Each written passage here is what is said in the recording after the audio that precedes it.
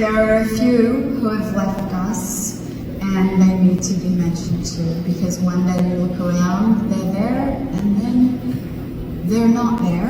During her acceptance speech for the AFI Lifetime Achievement Award, Nicole Kidman recognized those directors that played an instrumental part in her career but have since passed away.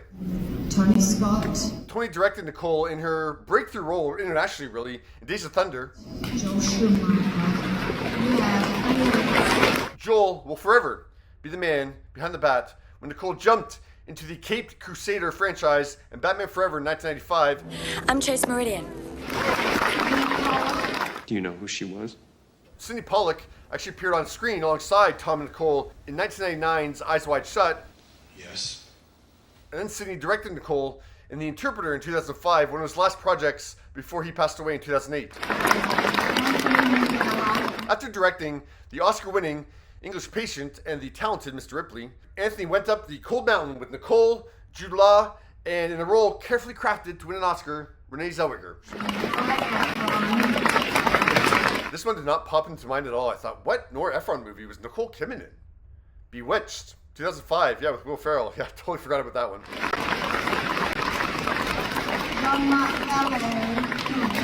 Jean-Marc directed all the season 1 episodes of Big Little Lies and won an Emmy for it.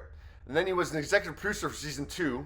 Now up to this point, Nicole has said the names in the chronological order of when she worked with them in her career. The only one that's taken out of that timeline is the last one.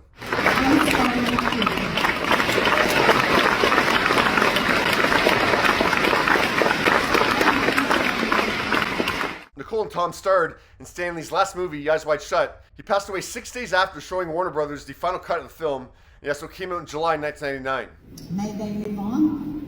May they live on in beauty and spirit and in all of our imaginations forever.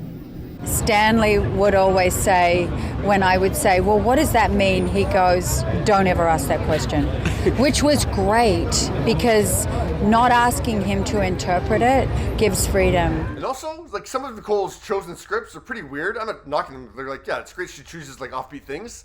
But yeah, some of them really like need to be left up to like personal interpretation. There's so many little weird films I've done, and I know there's people out there that go and find them and watch them. And you've stood by me and stuck up for my weird choices, and I'm so grateful for that. And as Nicole was honored for her work so far in this lifetime,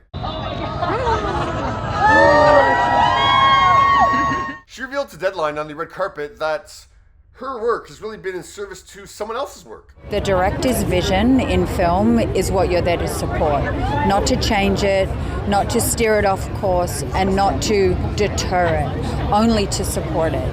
Now hearing Nicole say that, it clicks for me even more why Nicole would want to say the names of the directors that have passed on, because you'd think if you're in like service of trying to bring someone's vision to life and really trying to understand like what they're trying to create here, you must create a really strong bond there, a really close connection there, and that connection that would last for the rest of your life. So yeah, it definitely makes sense to me. But yeah, what do you think of Nicole honoring the late directors in her speech at the AFI Lifetime Achievement Award? So many of the directors I work with just said, stay bold and stay brave.